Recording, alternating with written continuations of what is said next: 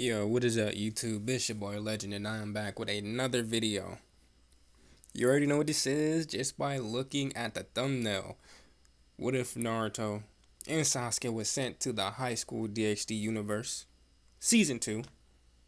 Now, I know you guys thought that I was going to take an entire year, take a break and come back before uploading this, but nah, I told you.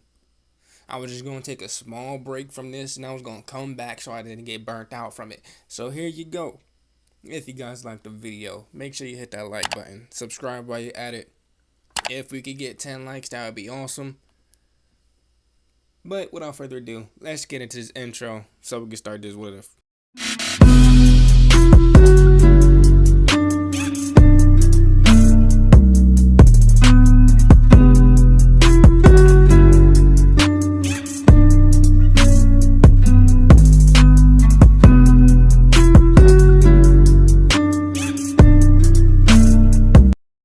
2 weeks had passed since the chaos of the failed wedding between Rias and Riser Phoenix. The grand ballroom that once trembled under the weight of chakra and fire now stood silent, a forgotten stage of a war of pride and power. The political winds had settled. Rias no longer schemed in the shadows to bind Naruto and Sasuke to her peerage. Her desperation had withered along with her arranged engagement. Life at Kuoh Academy had mostly returned to normal, but Naruto and Sasuke weren't at school. Neither were Raynare and Kalawarner. Instead, they were nestled comfortably in the warm interior of a modest but popular ramen shop tucked away in the quiet edge of Kuoh Town. The smell of miso broth and pork fat wafted through the air, blending with laughter and the clicking of chopsticks. The lights overhead glowed softly, casting golden hues over the wooden counter and sunlit windows. Naruto sat at one of the corner tables, relaxed in his chair, his arms loosely wrapped around Raynare, who sat sideways across his lap. Her long legs dangled over the edge, and her cheek rested against his shoulder as a lazy smile was tugging at her lips as she listened to him recount one of his more ridiculous academy days back in Konoha. Sasuke was nearby, seated in his usual silent grace, one arm around Kalawarner, who had made herself quite at home in his lap. She laughed, genuine and sweet, at one of Naruto's rare jokes. Sasuke's mouth twitched slightly at the corners, a smirk threatening to break his aloof expression. For once, there was no pressure, no enemies, just peace, until the four of them abruptly turned toward the entrance. They felt her before they saw her. A ripple of divine energy passed through the room like the lightest of breezes, but it hit all four of them at once. Their laughter faded. Even Raynare and Kalawarner stiffened slightly, tension crawling down their spines. The door creaked open, and in walked a woman whose very presence seemed to soften the air. She had soft golden curls that reached her shoulders, flawless pale skin, and wide sky blue eyes that sparkled like polished gems. Dressed in a simple, elegant white dress and sandals, she moved like a dancer, graceful but not rehearsed.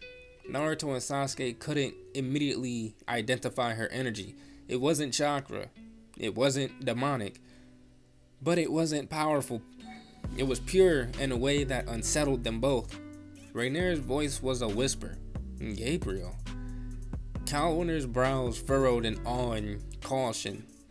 The blonde woman approached with a radiant smile. I finally found you two. Naruto blinked and shifted slightly under Raynare's weight.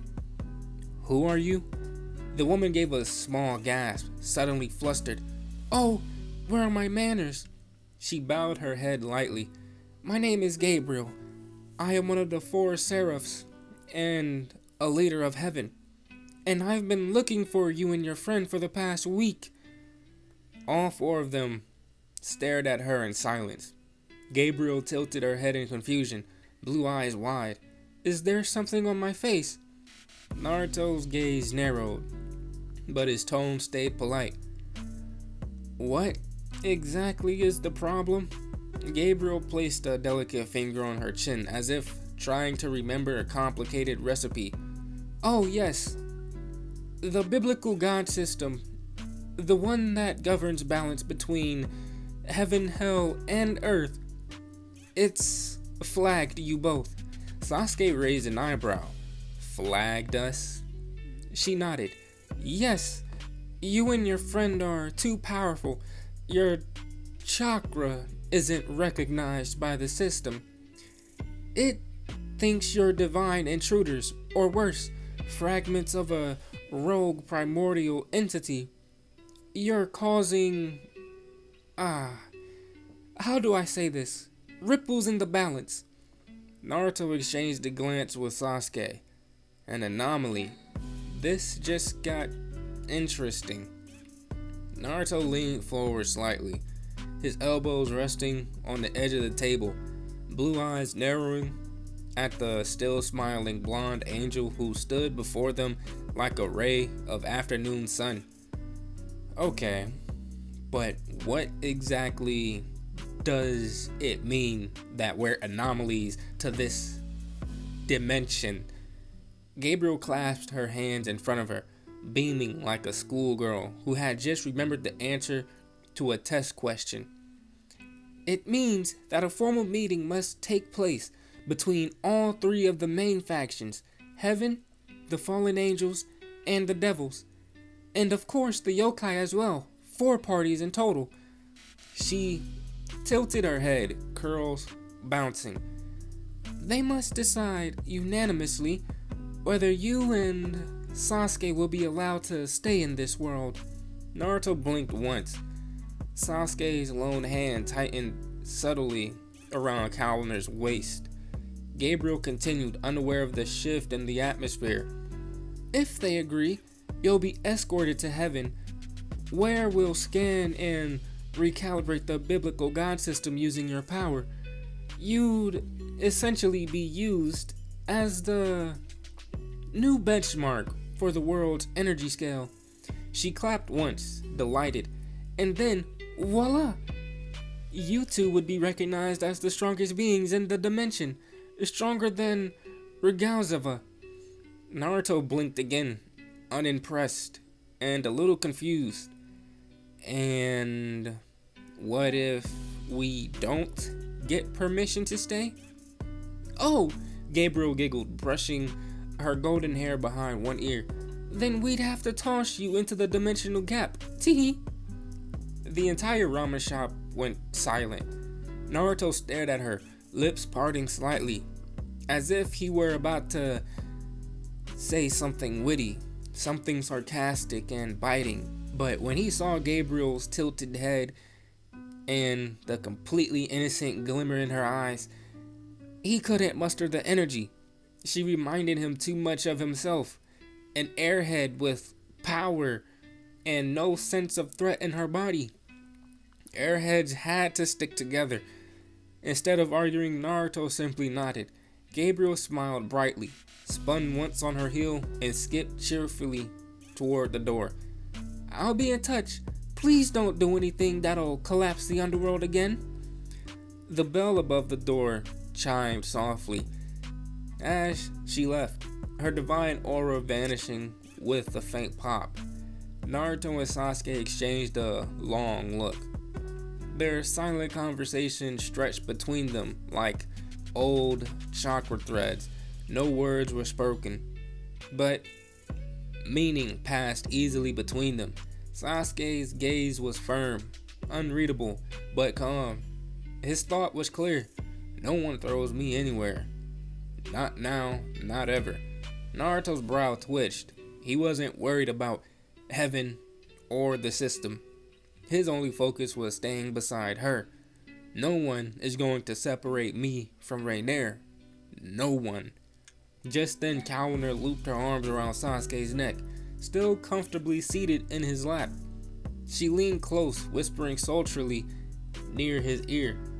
My big strong man actually broke the dimension, she purred. I wonder when you'll break me. Sasuke's cheeks flushed, and he immediately slapped a hand over her mouth with his one arm. Looking away in frustration, Naruto spit out his drink. Raynare doubled over in laughter, nearly falling off of Naruto's lap as her legs kicked against the table. The next morning, the morning sun filtered through half-closed curtains, casting soft light over the living room of their shared house. Birds chirped lazily outside, but the world inside was just beginning to stir. Naruto leaned against the kitchen counter, still shirtless, sipping a glass of juice. His golden hair was a mess, half flattened on one side and spiked on the other. Across from him, perched like a queen on the countertop, was Raynare. She wore nothing but one of Naruto's oversized white t-shirts, the hem brushing the top of her thighs, and a pair of tight black shorts. That left very little to the imagination. Her legs swung lazily as she watched him with narrowed eyes.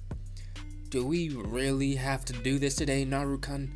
She groaned, pouting. Can't we just stay in and be lazy together? Naruto chuckled and walked over, setting his glass down beside her. If we get it done today, we can spend the rest of the week doing absolutely nothing.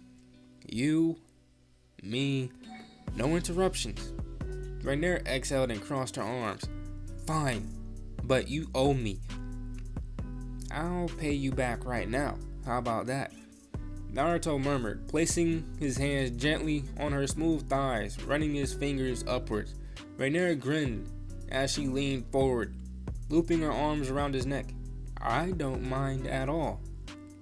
Their lips met in a slow, sensual kiss. It deepened quickly, tongues dancing, heat rising between them. Naruto's hand squeezed her thighs possessively while Raynare pulled him closer, her breath catching softly between moans.